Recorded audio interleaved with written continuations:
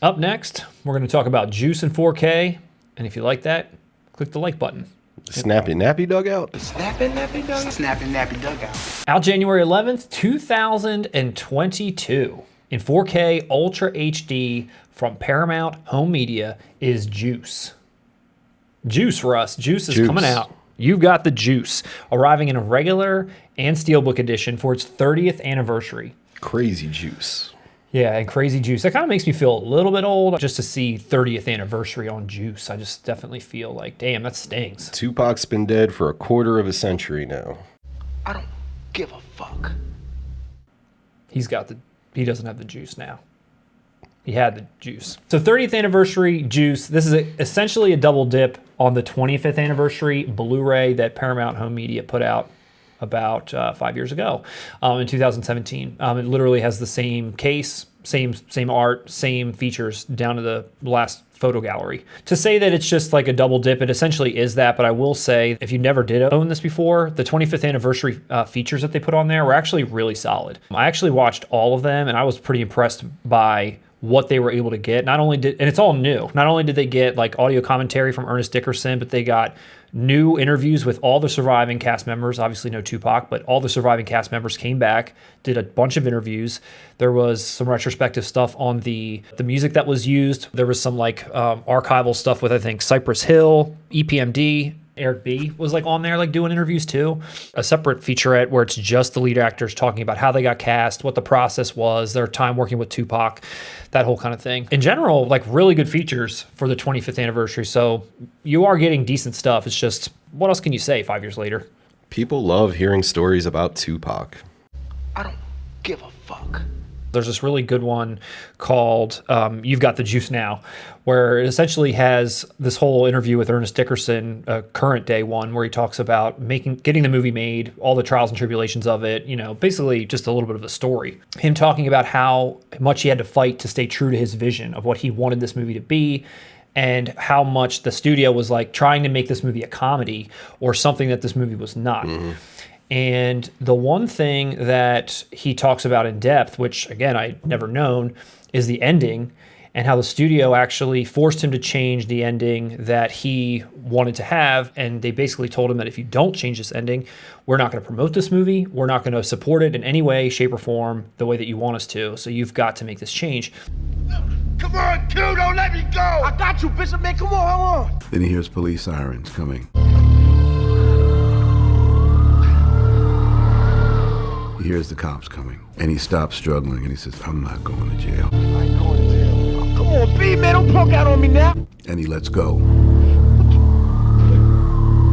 Bishop! He would rather die than go to jail. It was just an attitude that showed that Bishop wasn't a punk. The actual ending that's in the movie is he kind of slips and like loses his grip, and Tupac actually like cries as he falls.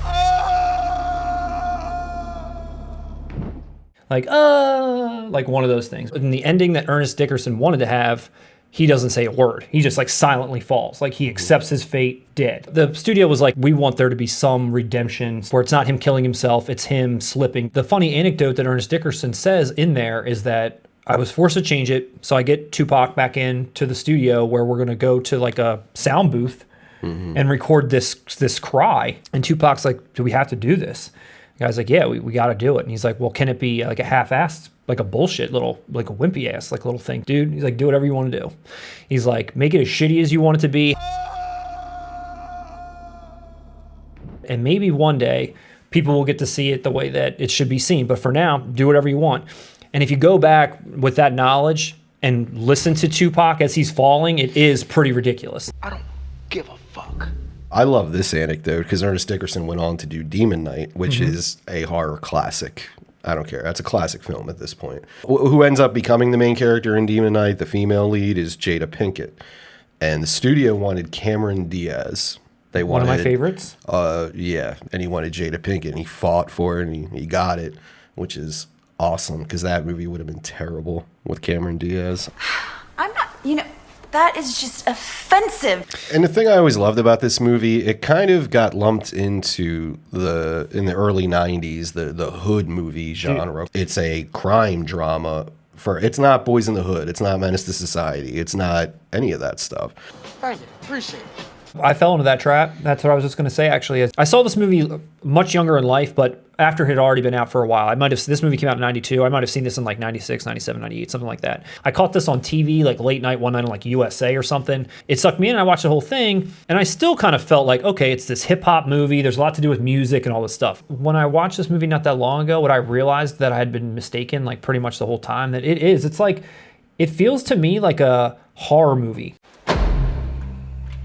It is its own thing, and it's still to this day compelling. Like I still really enjoyed it. If this was just another entry into that Boys in the Hood, Menace to Society line of films, it probably would have been forgotten other than Tupac. But the fact that it's not really that, as you said, it makes it compelling. It does, and all the characters are super endearing, and not being... You care about them all. You do, you really do, and I think not You really do. Like, you get wrapped up in it. You're like, damn, I want you guys to get out of this situation. I don't care about Tupac. He can die. Yeah. But, like, you guys, I want it. Come on. Especially, like, towards the end when he's on the loose and everyone doesn't know where he's at, and, like, people are, like, worried, but all the characters are really endearing. With all these little side characters and little other flourishes that really make you feel like you're there.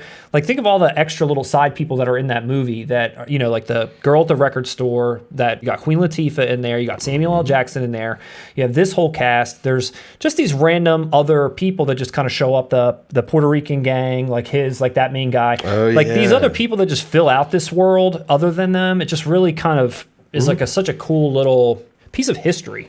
Ernest Dickerson, 30 years, Russ. Piece of history. Ernest Dickerson, Is this a classic at this point? Yes, you mentioned Demon Knight. Yes. So Ernest Dickerson has directed 2 classics at this point. I would be so bold as to say so, yes. Nah, brother. You got it wrong. And again, this is coming out in a regular edition and a steelbook, which I want to like this steelbook, but it's all kind of like a brushstroke look on all these people. I'm not a fan of that brushstroke look. Yeah, and I don't like that he's staring right at me. His eyebrow, there's something going on there that I don't like. It's just completely whack. Face it. Face it. So for all you fans out there, maybe there's many, maybe there's none. I'm not sure. I don't know if I'll be picking this up or not. I have not decided. Like I said, I really want to like that steelbook, but I don't think that's for me. And unless the picture quality is that drastic, I might just stick with the 25th anniversary one that I have until Ernie's director's cut can see the light of day. I'd upgrade if this comes out at a low price like that Blu-ray did. If for a 4K release, if this is like $19.99, I'll pick it up. I don't give a fuck. Out January 11th, 2022. Partner.